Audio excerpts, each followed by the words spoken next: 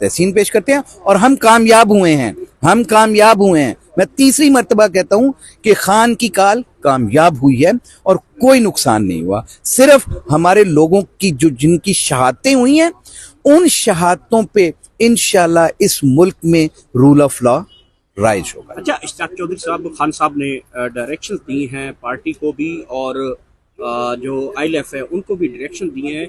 ये जो सानिया डी चौक हो चुका है, इसके ऊपर मोहसिन नकवी और वज़ीर आज़म शहबाज शरीफ के खिलाफ मुकदमा दर्ज किया जाए और अदालतों में दरख्वास्त दी जाए। तो क्या अभी तक ILF ने कोई इस हवाले से दरख्वास्त या मुकदमे की पैरवी करने के लिए कोई लाहेअमल बनाया? ILF ने पूरे डी चौक के सानहे के तमाम फैक्ट्स इकट्ठे किए हैं। अभी तक हमारे शोहदा की लाशों को गायब कर दिया है। ये कहते हैं ना कि जी 10 हुए हैं, 12 हुए हैं, 50 हुए हैं। एक बंदा भी मरना, एक शख्स का कत्ल पूरी इंसानियत का कत्ल होता है। यहाँ पे तो इन्होंने लाशें गायब कर दी हैं। अभी हम अपना डाटा कलेक्ट कर रहे हैं। अभी गिरफ्तार शुदगान की हमारे पास लिस्ट आई है जो कि मुख्तलिफ थानों में, जहाँ 18,000 के खिलाफ एक मुकदमा दर्ज कर लिया जाएगा, 20,000 के खिलाफ एक मुकदमा दर्ज कर लिया जाएगा। तो खौफ के तहत लोग आगे पीछे होंगे, गिरफ्तारियों से बचने की कोशिश करेंगे। लेकिन अभी हमें डाटा एग्जैक्टली जब इकट्ठा हो जाता है तो फिर हम उसके मुताबिक ही खान साहब के हुक्म के ऐन मुताबिक हम इनके खिलाफ मुकदमा दर्ज करवाएंगे। हम पीछे हटने वाले नहीं हैं। ये शहबाज शरीफ और ये मोहसिन नकवी, इनको इसकी कीमत अदा करना होगी, क्योंकि खून कभी रायगा नहीं जाता। और वो कहते हैं ना, खून फिर खून है, टपकेगा तो जम जाएगा। ये हकीकत है। ये खून बोलता है, सर चढ़ के बोलता है।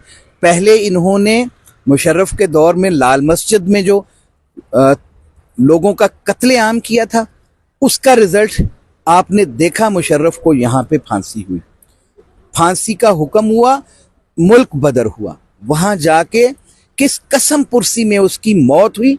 इन लोगों को इबरत का निशान समझना चाहिए। आज भी होश के नाखून लें और इस कौम पे जुल्म बंद करें, कत्लेआम बंद करें। अच्छा, इश्तियाक चौधरी साहब, वज़ीर आज़म शहबाज शरीफ का एक वीडियो क्लिप आजकल बड़ा वायरल हो रहा है।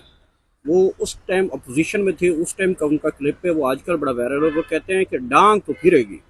तो वाकई आजकल इमरान खान को डांग तो फिर रही है ना, तो देखें जो वापस कब आप उनके ऊपर कब फिरेंगे? देखें, जुल्म फिर जुल्म है, बढ़ता है तो मिट जाता है।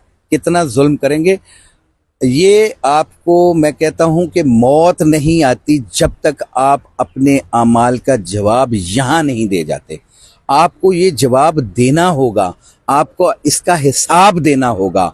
और इस हिसाब में कत्ल के बदले कत्ल है, कसास जिसे कहते हैं हमारे कानून के अंदर, और फिर आपको उसकी सजा मिलेगी। और वो यही लोग हैं जो फांसी के फंदे तक पहुंचेंगे इन मासूम लोगों के कत्ले आम के ऊपर। इस बिल्डिंग के पीछे सामने आप खड़े हैं, सानिया डी चौक का इंसाफ इस बिल्डिंग से मिल जाएगा?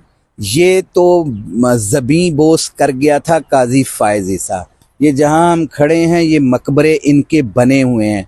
ये खुद ये कब्रें खोद के गए हैं। कहीं आज़ादी की कब्र है, कहीं इंसाफ की कब्र है। ये कब्रें बना दी गई हैं।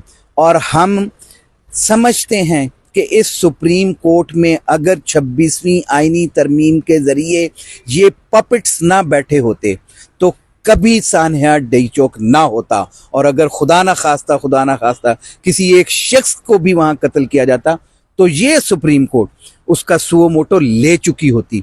अब ये पैरालाइज्ड हो चुके हैं।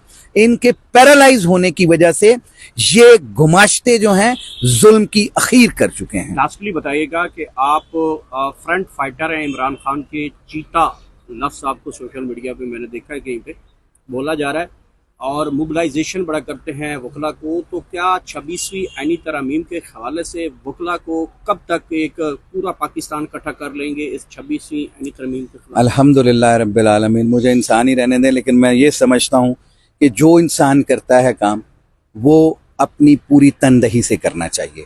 ये टास्क है हमारा इस मुल्क में आइन की बालादस्ती का।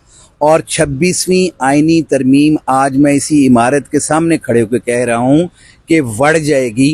वो क्यों कह रहा हूँ कि 26वीं आईनी तरमीम कत्ल इंसाफ का कत्ल है, इंसानियत का कत्ल आपने पहले देख लिया, और जिसके ऊपर ये 26वीं आईनी तरमीम की सूरत में बैठे पपेट्स जो हैं कुछ ना कर पाए।